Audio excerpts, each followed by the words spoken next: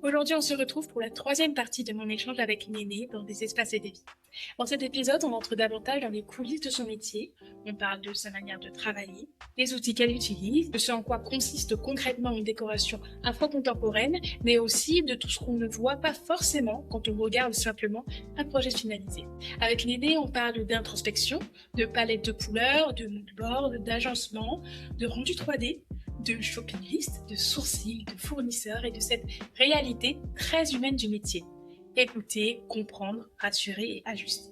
On parle aussi de ce que ça implique de créer des projets dans différents pays, de l'importance de travailler avec les bons artisans et de cette ligne de crête entre poser quelque chose de fort sans jamais imposer. C'est un épisode passionnant si tu aimes comprendre ce qu'il y a derrière un intérieur réussi et tout ce que demande un projet pensé dans sa globalité. Alors avant de lancer l'épisode, si tu aimes ce podcast, pense à t'abonner, à le partager autour de toi et à laisser 5 étoiles. C'est ce qui m'aide à faire grandir des espaces et des vies et à continuer à inviter des personnes qui parlent d'habitat avec autant de fond, de sens et de générosité. Alors, pour cette partie 3, j'aurais aimé parler de ton métier en tant que tel et en gros, des questions que pourraient se poser nos auditeurs. Quel est l'outil dont tu ne pourrais pas te passer aujourd'hui dans ton travail? Alors que ce soit un objet, une application ou, ce que tu veux d'autre. Mmh. Je dirais Canva, spontanément, parce que je l'utilise aujourd'hui donc pour faire, tout ce qui va être présentation client. Donc Mmh. le book client que je remets à la fin, de mes projets qui intègre un petit peu, bah, tout le parcours par lequel on est passé jusqu'au livrable, que je fournis à la fin de mes projets. Je vais y faire également, bah, toutes mes créations pour, les réseaux sociaux. Je communique pas mal, et c'est comme ça aussi que j'acquiers de nouveaux leads et de nouveaux contrats donc ouais, c'est un outil que j'ai souvent d'ouvert sur mon ordinateur quand je travaille. Mmh. Oui, c'est fou parce que, aujourd'hui Canva, je pense que tout le monde l'utilise, plus ou moins, hein et alors tout le monde en a, des usages différents mais effectivement, aujourd'hui, on pourrait plus trop s'en passer. Tu vois, moi, j'étais, surtout sur la suite, Adobe avant, enfin, Photoshop, Illustrator et tout ça et en fin de compte, Canva, ça regroupe, un petit peu tout et pour le côté créatif, c'est hyper C'est utile. ça, c'est ça. Tu gagnes beaucoup de temps parce qu'il y a beaucoup de templates déjà existants.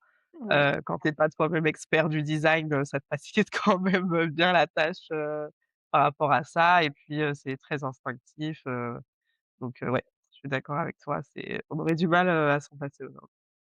Exactement.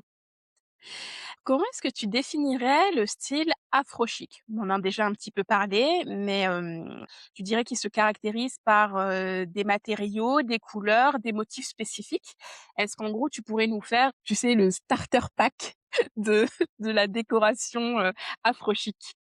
L'afro contemporain, l'afro chic, c'est un mélange de décoration à la fois contemporaine et africaine et du coup, ça passe effectivement par, différents aspects. Pour moi, il y a, on va dire, 3 volets principaux. Le premier, ça va être vraiment et c'est ce que je fais avec mes clients, c'est réellement une partie introspection et identitaire.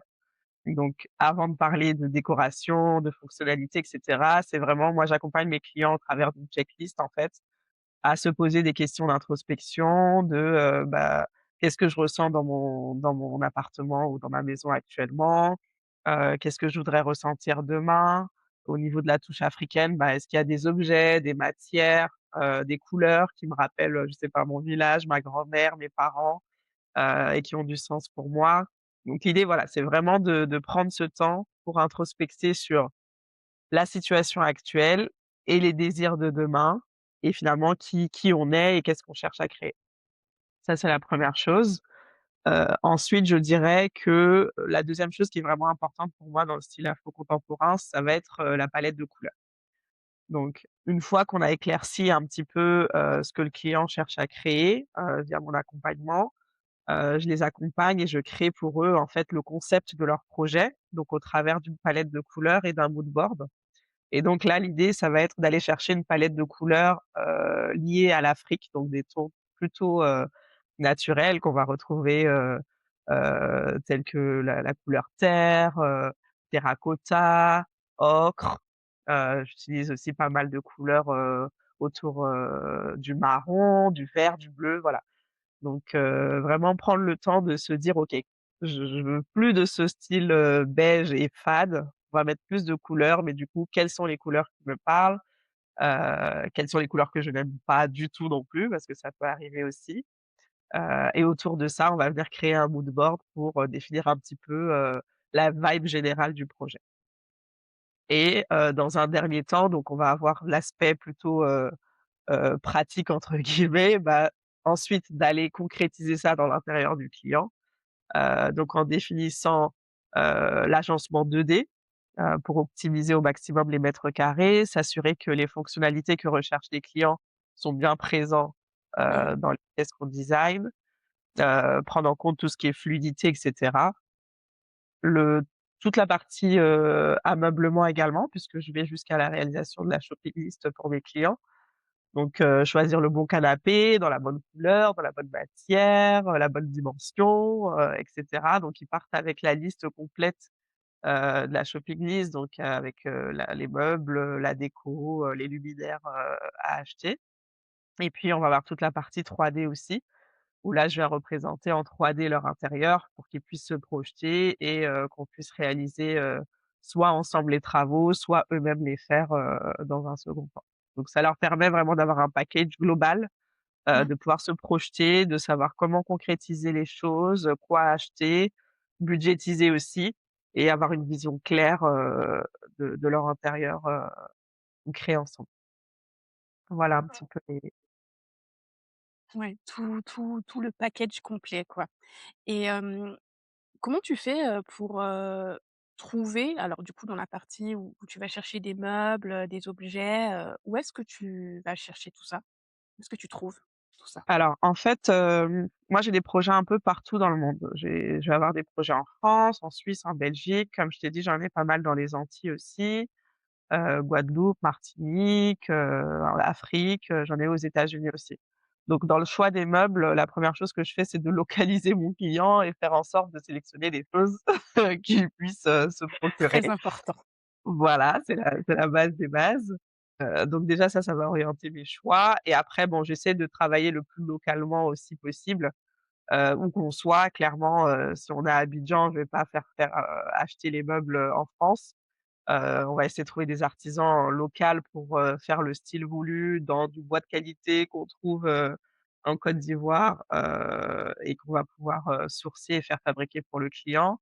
Alors que si on est en France, oui, je vais peut-être aller sur des sites, e-commerce, grand public, mais également j'ai des marques partenaires, réservées aux pros, avec qui je travaille aussi. Parce que moi, je pense que l'intérêt de faire appel aussi à un designer d'intérieur, c'est de pas se retrouver avec, le canapé IKEA que n'importe qui d'autre, irait acheter. Donc j'ai aussi des marques, exclusivement réservées aux pros avec qui je travaille pour, cette idée de créer un intérieur, unique.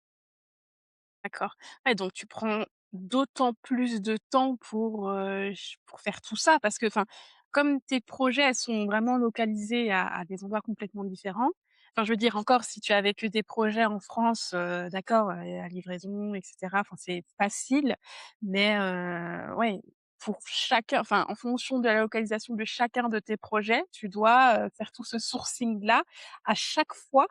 C'est chronophage quand même pour toi? Enfin, ça te prend beaucoup de temps, non, j'imagine? Forcément, ça prend un certain temps, c'est clair. Après, bon, au fur et à mesure, Dieu merci, au fur et à mesure des projets, je commence aussi à avoir, une petite shortlist, Mmh. par pays ou par région. Donc ça aide beaucoup et ma volonté, c'est effectivement d'avoir, justement, un carnet d'adresses, très développé, notamment sur le continent, avec les meilleurs experts dans tel domaine et en fonction de la localisation du projet, ben, on peut faire appel à tel ou tel fournisseur, donc voilà, c'est quelque chose que je suis en train de développer, qui m'intéresse beaucoup, dans la vision justement de mettre en lumière ces artisans qui sont très beaux, qui font des choses magnifiques et qui malheureusement ont peu de visibilité et faire le pont entre, ses clients et ses artisans pour que tout le monde s'y retrouve. Donc non, c'est chronophage, mais je trouve que c'est là où ça prend tout son sens et là où c'est super intéressant. Donc quelque part, je préfère faire ce travail-là qu'aller sur le site de Cave ou de Sclum et choisir, un truc, sur le catalogue, quoi. Même si j'en fais aussi, mais c'est pas ce qui est le plus satisfaisant, on va dire, ça comme ça. Oui, c'est sûr que ça doit être, très stimulant pour toi. C'est ça. Challengeant, chronophage, mais très stimulant. Mmh.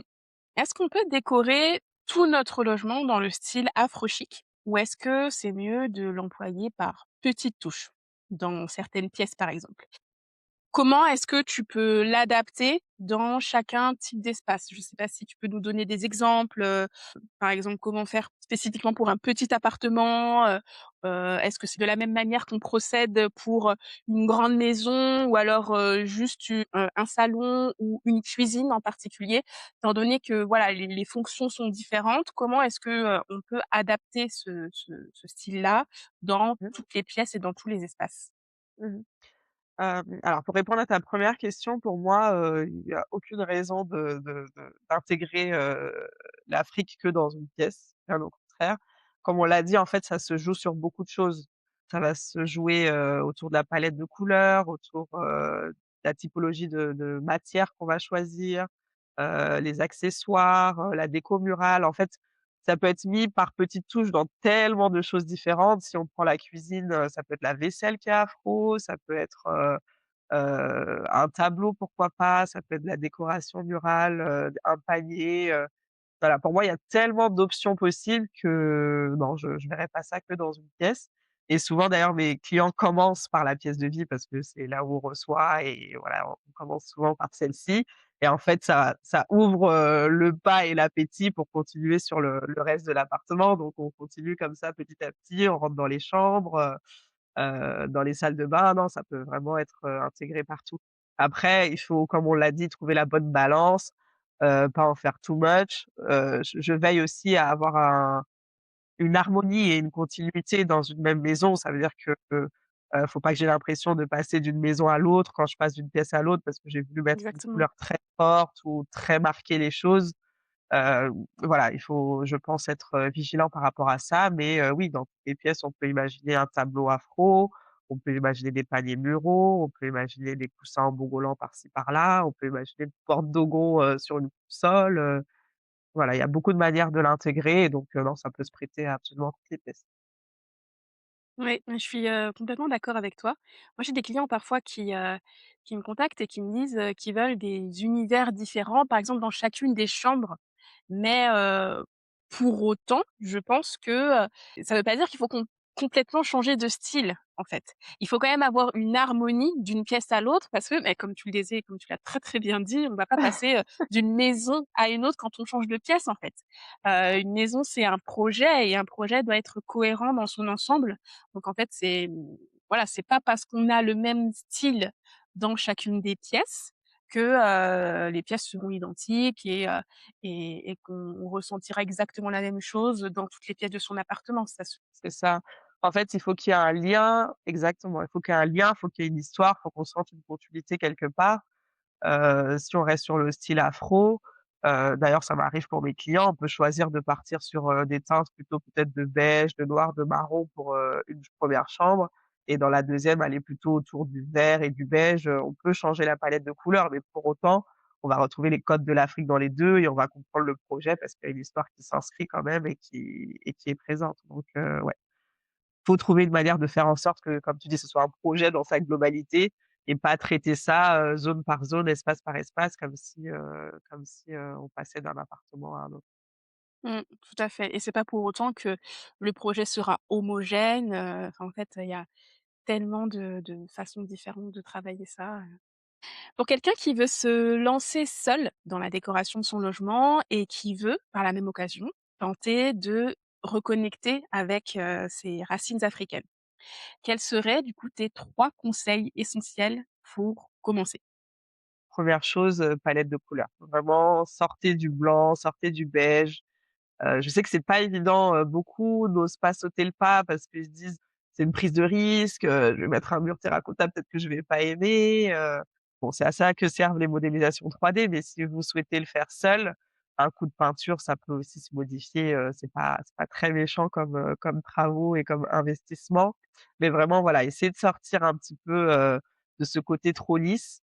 Pensez palette de couleurs plus chaude, et regardez comment vous pouvez, peut-être au départ partez sur des coussins, des coussins un peu plus colorés, des rideaux un peu plus colorés, un tapis un peu plus coloré. Vous pouvez commencer comme ça et après sur la partie afro, bah, ne serait-ce qu'un objet ou 2 afro dans la pièce, ça peut être intéressant pour commencer, voir un peu comment vous vous sentez par rapport à ça, ce que ça apporte. C'est déjà très bien. Effectivement, je suis encore une fois complètement d'accord avec toi sur tous ces points-là. Y aller, pas à pas, notamment si, les gens ont peur de sauter, de faire le grand saut comme on dit. C'est ça.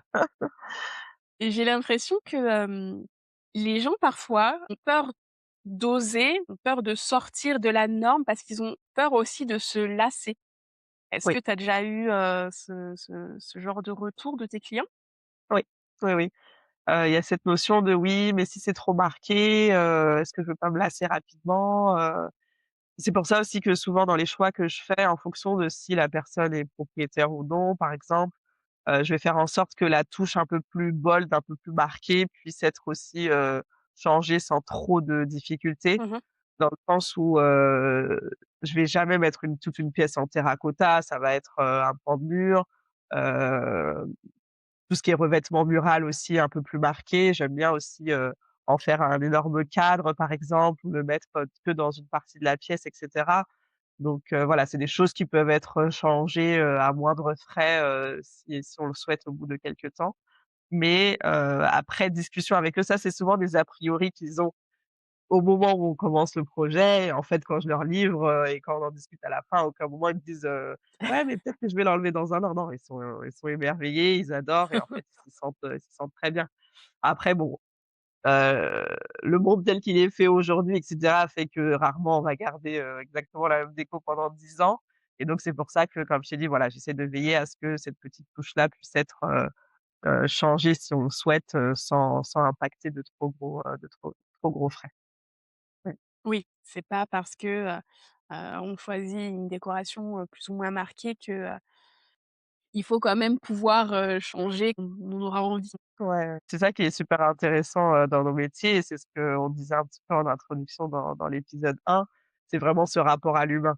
En fait, je kiffe ça parce que plus je parle avec les gens, plus j'arrive à déceler assez la personnalité aussi de la personne en face. Il y a des gens clairement qui, recherchent ce côté unique, très marqué, très différenciant, et là, on sait qu'on peut, y aller à fond, s'éclater et tout ça.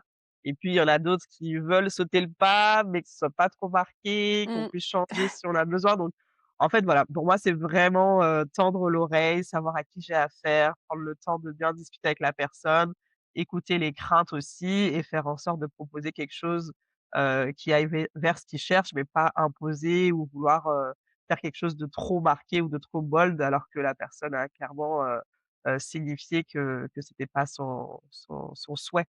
Après, il y a Mmh. aussi ceux qui sont sceptiques ou qui ont peur au départ et que petit à petit je travaille au travers des mood boards, au travers de la palette de couleurs pour leur montrer que finalement ça peut être marqué en fait canon aussi. Donc voilà, le tout c'est d'écouter le client, savoir à qui on a affaire et faire en sorte de proposer quelque chose, qui les satisfasse et franchement c'est vraiment la partie intéressante aussi parce qu'on est tous différents donc c'est top. Ouais, c'est un métier très, très humain, hein. Vraiment, il y Ouais, a tellement ouais, de personnalités différentes au final, il faut, ouais, vraiment faire, attention à tout ça pour que, le client, au final, soit vraiment satisfait, et que ça lui exactement, corresponde, totalement. exactement. Mmh.